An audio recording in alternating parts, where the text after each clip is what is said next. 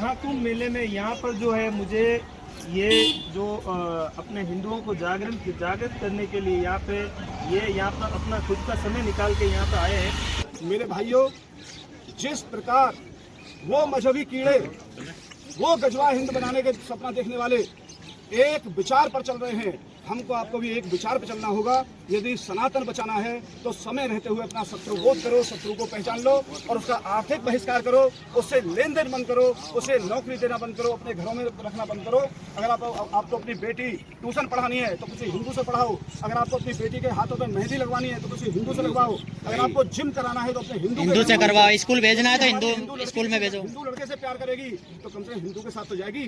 और यदि हमारी बेटी किसी विधर्मी से प्यार कर बैठेगी तो बेटी हमारी होगी, भांजे हमारे होंगे, पर वो हम ही को मारेंगे। सब बेटी भी हमारी, भांजा भी हमारा और मारेगा भी हमको। इसलिए हमें कहा करना है, हिंदू धर्म, हिंदू के घर भेजना है, किसी भी जाति का हो, है तो हमारा भाई। हमारा ये प्रयास है कि जो विधर्मी ताकतें आज हमारे सनातन पर, हमारे हिंदुत्व पर जो वार कर रही हैं, हमने सोचा कि महाकुंभ में चलते हैं और महाकुंभ में जो हमारे लाखों करोड़ों जो तीर्थ यात्री आएंगे, हम उनको शत्रु बोध कराएंगे ताकि वह समय रहते हुए अपनी तैयारी करें और उस स्थिति के लिए तैयार हो जाए जो स्थिति आने वाले समय में बनने वाली है। तो हम उसके लिए यहाँ पे आए। तो यहाँ पे जैसे आप लोगों को आप शत्रुओं को जानने के मतलब, हम आपके कहने का मतलब ये है कि हिंदुओं को अपने शत्रुओं के बारे में अभी भी पता नहीं है। जी, निश्चित नहीं पता है। जब हम यहाँ पहुँचे तो कुंभ में आके हमको ऐसा लगा, आपको थोड़ा ध्यान देना, हमको कुंभ में आके ऐसा लगा जैसे करोड़ों प्रोटीन शुदा हिरण इकट्ठे हो गए और वो कुंभ में आके डुबकी लगा रहे हैं। तो हम क्या, हिंदू समाज हमारा हिरण के झुंड है, ऐसे मान लीजिए हिरण का झुंड, और शेर जो है वो केवल इस ताक में बैठा हुआ है कि उसको जैसे ही भूख लगेगी वो तभी हिरण के ऊपर झपट्टा मार देगा। क्योंकि मैंने अभी यहाँ देखा गंगा किनारे दीपक जला के गंगा मैया की पूजा कर रहे हैं। अब सोचिए, जो समाज गंगा मैया की पूजा कर रहा है, क्या वो कभी किसी का बुरा चाह सकता है? नहीं। अब इससे अनुमान लगा लो कि हम गंगा मैया को अपनी माँ कह रहे हैं, जो केवल एक जल है।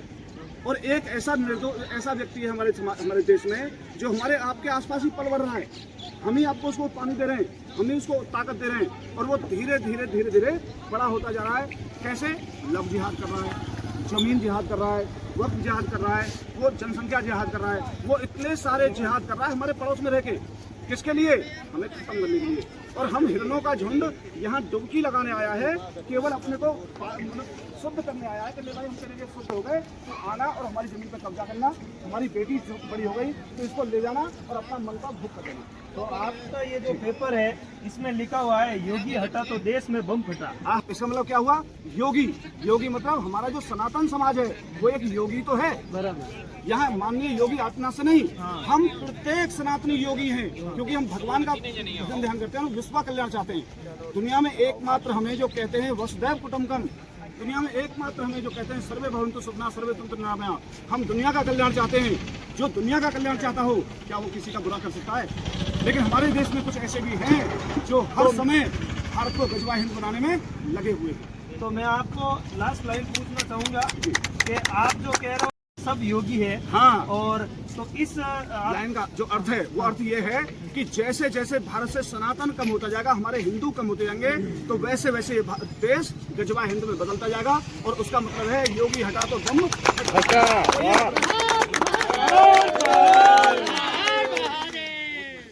तो अभी मैं आपको पूछ रहा हूँ कि जैसे आप हिंदुओं को जागृत करने के लिए एक लाइन में अगर आपको मैं पूछूं कि आप क्या संदेश देना चाहोगे? जी, एक संदेश, थोड़ा कैमरा पीछे करो और इन्हीं के बीच में दे देता हूँ एक संदेश आपको। थोड़ा सा कैमरा पीछे करिए और देखो, मेरा जो संदेश है शत्रु बोध का, मैं जो यहाँ उद्देश्य लेके आया हूँ इस पेपर के माध्यम से, वो लेके आया था कि हम शत्रु बोध कराने का प्रयास करेंगे। तो आप सबको देखो, 1 मिनट में शत्रु बोध कराते हैं कि हमारा आपका शत्रु कौन है। मैं आपसे 5 सवाल पूछूंगा, आप सभी को मेरे 5 सवाल के जवाब देने हैं ईमानदारी से। पहला सवाल, हमारे देश में हिंदू, मुस्लिम, सिख, ईसाई, यहूदी, पारसी, बौद्धिस्ट, जैन 8 प्रकार के लोग रहते हैं। बताइए इन 8 में जनसंख्या कौन बढ़ा रहा है? मुसलमान। सभी बताइए एक साथ। मुस्लिम। पहले सवाल का जवाब क्या आया? मुस्लिम। दूसरा सवाल, हमारे देश में कुछ लोग ऐसे रहते हैं जो भारत माता की जय नहीं बोलते, वंदे मातरम नहीं बोलते, जो हमारा राष्ट्रीय ध्वज तिरंगा है उसका सम्मान नहीं करते। दूसरा सवाल का जवाब क्या आया? मुसलमान। तीसरा सवाल, हमारे देश में कुछ लोग ऐसे रहते हैं जो भारत के हार जाने पर, पाकिस्तान के जीत जाने पर पाकिस्तान जिंदाबाद के नारे लगाते हैं। हमारे देश में रह रहे हैं, हमारा खा रहे हैं, और हम ही को भगाने के सपने देखे हैं। बताइए कौन है वो? मुसलमान। 3 सवाल का जवाब मुसलमान। चौथा सवाल, हमारे देश में कुछ लोग ऐसे रहते हैं जो गाय खाते हैं, गाय को हम अपनी जोर से बताइए, गाय को हम अपनी माँ मानते हैं और वो जिद करके गाय खा रहा है, वो कौन है वो लोग? मुसलमान। चौथा और पांचवा आखिरी सवाल, हमारे देश में कुछ लोग ऐसे रहते हैं जो कहते हैं भारत तेरे टुकड़े होंगे इंशाअल्लाह इंशाअल्लाह, वो भारत के टुकड़े करना चाहते हैं। बताइए कौन है वो लोग? अभी 5 सवाल। देशद्रोही नहीं कह सकते आप, मुसलमान कहना पड़ेगा। सवाल का जवाब गलत नहीं, सवाल के एक एक शब्द को समझो।